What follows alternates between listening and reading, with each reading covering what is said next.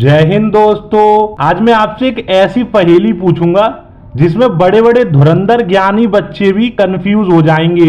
आपको मजाक लग रहा होगा, आप इस वीडियो को ध्यान से एंड तक देख लो, आपको सब कुछ समझ में आ जाएगा, सारी चीजें पता चल जाएंगी, बहुत मजा आएगा।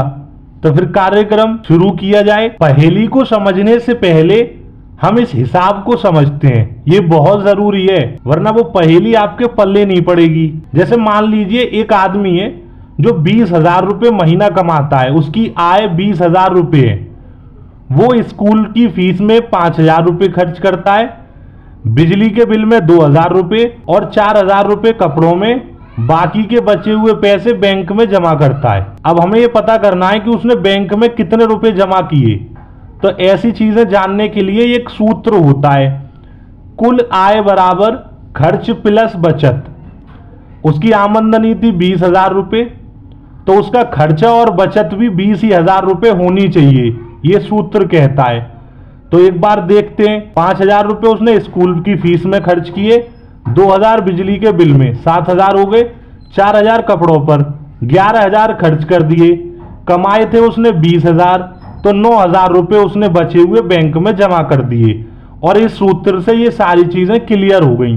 ठीक है, अब आपको बस ये सूत्र ध्यान से समझ लेना है और याद रखना। अब हम अपनी पहेली को समझते हैं। जैसे मान लीजिए आपके पास 200 रुपये थे, आपने 200 में से 80 रुपये खर्च कर दिए, तो आपके पास 120 रुपये बचे। फिर आपने 120 रुपये में से 60 रुपये खर्च कर दिए, तो आपके पास 60 बचे। फिर आपने 60 रुपये में से 36 रुपये खर्च कर दिए, तो आपके पास 24 रुपये बचे। और आपने इस बार 24 रुपये ही खर्च कर दिए, तो आपके पास तो एक भी रुपया नहीं बचा। अब हम इन सभी खर्चों को और बचत को एक बार जोड़ते हैं। खर्चा टोटल मिलाकर 200 रुपयों का हुआ, जो कि 200 रुपये हमारे पास थे। लेकिन ये जो पैसे बच रहे थे, इन्हें हमने जोड़ा तो ये 204 आ गया। तो अब ये ऐसा हुआ क्यों? ऐसी क्या गलती है, क्या चीज हम समझ नहीं पा रहे हैं ठीक से, जो ये दोनों वैल्यू अलग अलग आ रही हैं? ये आप मुझे कमेंट करके बताइएगा अगर आपकी समझ में आ रहा है तो। आगे इसी चैनल पर और मजेदार ऐसी पहेली की वीडियो आएंगी, तो आप चैनल को सब्सक्राइब जरूर कीजिएगा। धन्यवाद।